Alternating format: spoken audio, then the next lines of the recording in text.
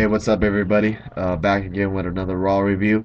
This one was coming out from the WWE Hell in a Cell pay-per-view, and a lot of shit went down on this Raw. It was pretty crazy. Raw opened up with a match: Randy Orton versus Drew McIntyre. Drew McIntyre, he's part of the Job Express, who just go out there and lose matches, and he did lose a match against Randy Orton, of course. It was actually a pretty good match. Back and forth action. I was surprised how much Drew McIntyre offense he got in. Uh, Randy Orton ended up winning by the RKO. After he was celebrating, Mark Henry came out, tried to take him out again, which didn't work. They started going at it for a little while. Security broke him up, and he ended up knocking Henry over the barrier, and that was it. They went to a commercial break after that. When they came back, Mark Henry was in the ring doing a little promo. It wasn't his best promo, but it was a decent promo. Talking about how he's done with Randy Orton, that he's moved on, and that he heard a new guy's coming after him, and is the Big Show. So it looks like on this Friday on SmackDown, we're gonna see the Big Show confront Mark Henry, and looks like we might have a match of Mark Henry Big Show at Vengeance. So I'm not very excited about that.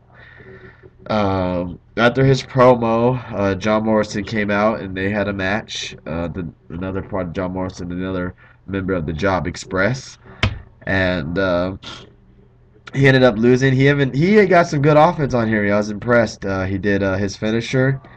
He kicked out. He ended up winning with the world's most powerful slam. I really do feel sorry for John Morrison. He's jobbing to everybody, and they give him a new shirt, which makes absolutely no sense. So I just feel sorry for the guy. Um, After that, Del Rio, Christian, Otunga, Ziggler, Swagger, and I'm sorry. Let me repeat that. Ziggler, Otunga, Del Rio, Swagger, Rhodes, Christian, and Vicky all came to the ring, and they basically had their own excuse of why Triple H should be he should resign as COO, because they're just making up all these excuses that ever since they've gotten back, ever since he's joined as a COO, things have gone to hell. Nobody feels safe there. Yada yada yada, a bunch of stuff that you've heard before. Triple H ended up coming out asking, what happened to the WWE. We used to be full of adults, not complaining about everything back when he was wrestling, but now it seems like everybody cries like little kids, and he doesn't care about R-Truth and Miz, and that it was all about how he didn't care about them, but they just went around with his fine and his suspension or whatever the wrong way, so he ended up firing them, and he just it's all about the fans and all this stuff. And he doesn't want to see them complain or anything like that. He just wants to see them in the main event tonight. So that was basically it. That's basically all he said. It was nothing too extreme or nothing. Nothing that pissed him off. But later on, it got good. After that, we had a Divas match. It wasn't really a Divas match because it's always horrible when Kelly's there. All she did was pretty much attack Beth Phoenix and screamed her bloody heart out, and that was so fucking annoying.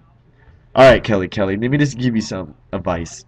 If you're gonna go crazy on Beth Phoenix, please don't come down the stage or the aisle smiling, and then all of a sudden just go crazy. Play your character right. And the screaming, what is that for? To make you look psycho and crazy? I mean, you were just going way overboard with that screaming. Sound like you were getting raped, and it wasn't fun. It made me want to mute the TV, honestly. And I'm glad it was only a 34-second match because it was god awful. And like I was saying, guys, Kelly needs her work. She needs to work on something. She's only there because she's attractive and all the guys like her, and that's the honest truth, and you guys know it. After that, we had a segment backstage of Laurinaitis. He said that he apologized for all what happened at the pay-per-view, but he also wants to apologize for Triple H because during when they handcuffed Miz and R-Truth, Triple H attacked Miz and R-Truth, and Laurinaitis tried to break them up. and Triple H pushed him, so he wanted an apology from Triple H, which he didn't get. He also said that no one trusts him in the locker room, and that he should have everybody in all the talent come to the ring and have a vote of confidence on Triple H, which he did agree on. He said he wants all the wrestlers to come to the ring, and that they'll have a vote of confidence later on tonight to see what they think about him being COO. So that's when it was starting to get a little bit good. All right, after that, we had the 12-man tag match. It was the main event. We had who was it? It was Mason Ryan. It was Mason Ryan, John Cena, uh, Air Boom. Who else am I missing? I'm missing someone else. Um, oh, I'm sorry. Before that match, Santino came back. He wrestled Jinder Mahal. I believe that's how I say his name. I really don't follow him very much. He's annoying. But he's also a part of the Job Express. He lost to Santino. It was good to see Santino back, man. He has lost a lot of weight since he's been off TV. But it was really good to see him back on TV. Okay, now after that match, was the the 12-man tag match. It was CM Punk, John Cena, Kofi Kingston, Evan Bourne, Mason Ryan, and Sheamus versus Cody Rhodes, David Otunga, Jack Swagger, Ziggler, Christian, and Alberto Del Rio. This match was great. This was a great 12-man tag match. A lot of great action. Mason Ryan looked awesome in there. He was just throwing people around. JR on the announcing this match made it 10 times better.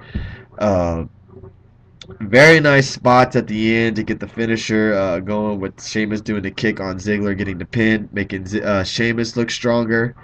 A lot of action between Christian and Kofi and Ziggler, and it was a great match. The funny thing was that Otunga got probably 3 minutes of ring action, and I thought that shit was funny as fuck, because this match was, let me go look, this so I can be right.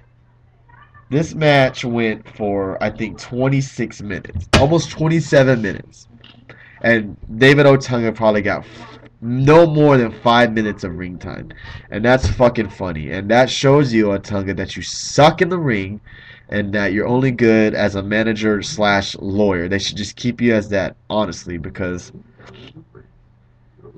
you're horrible in the ring, dude. You're god awful.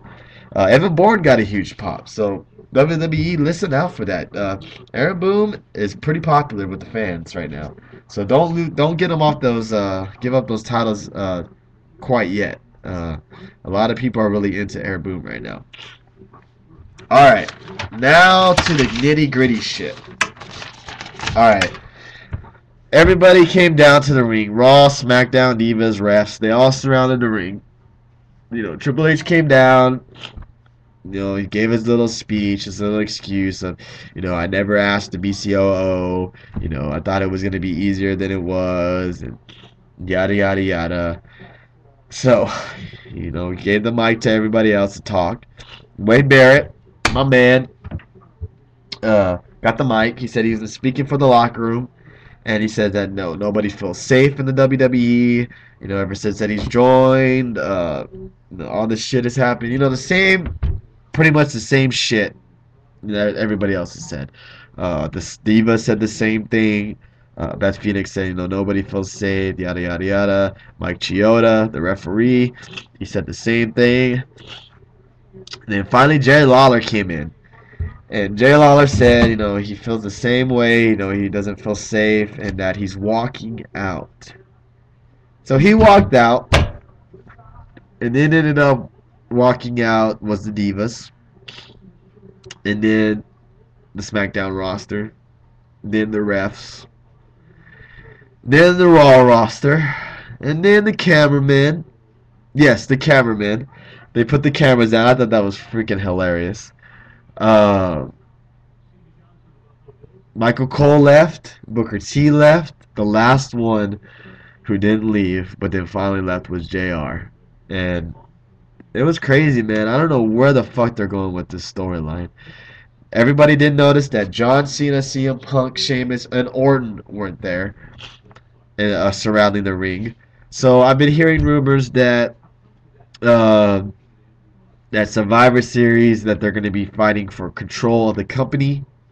It's going to be Triple H's team versus John Laurinaitis' team, and looks like Triple H's team is going to consist of Triple H, Rock, Cena, CM Punk, and Sheamus and Orton. That's six right there. My question is, who's going to be on the opposite side? Is it going to be the Ziggler, Jack Swagger? Is it going to be the same six that was in the six-man tag?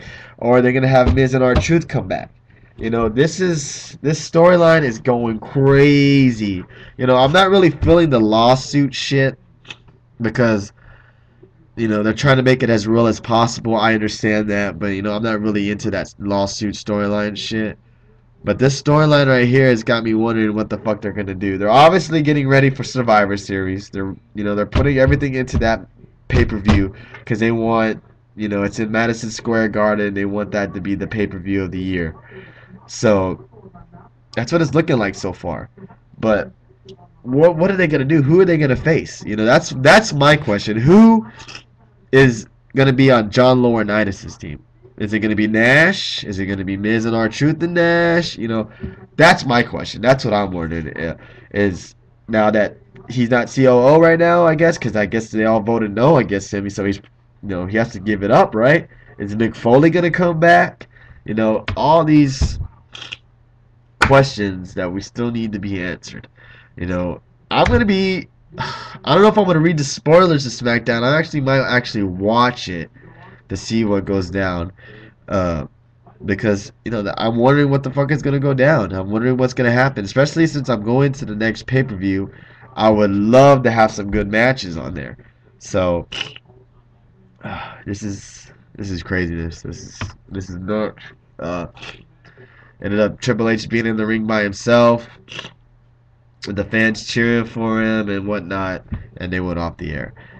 I would have personally. I heard this off of a Twitter of Shane Helms. I can't lie. I can't, you know, say this was my idea. He said that he would have had Miz and R-Truth attack Triple H right then and there, and I think that would have been a pretty good idea because the locker room would have came down and helped them. I wouldn't think so. That would have shown more of a different, you know, where the storyline could have been going, but they didn't. So. I don't. I really. This is just crazy. I'm just blabbering now. So I really don't know where they're going with the storyline, other than I know that they're gonna have a 6-on-6 match at Survivor Series with The Rock, Cena, Punk, Orton, Triple H, and Sheamus. So should be interesting. Uh, Also, I want to thank everybody for all the comments and the subscriptions. Um, you know, especially a friend of mine, her Twitter handle is Tweeps Most Love. I hope I got that right.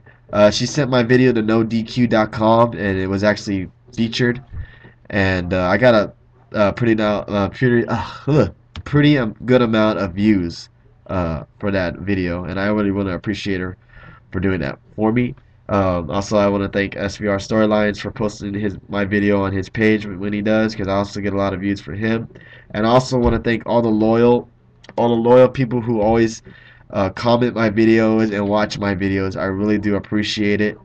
But yeah, that's about it. I'm sorry that this video was shitty. I am kind of sick and I'm not really feeling the greatest, but this is my duty, and I know a lot of people don't get to watch Raw or, you know, have to work or whatever have you, and I hope I do the best job I can to give you what's going on Raw. So that's about it. Get ready for SmackDown. Should be a good one. And I'll have my Raw review next week, and hopefully we'll have some more answers to see what's going on in this storyline. Appreciate everything, and everybody have a great week.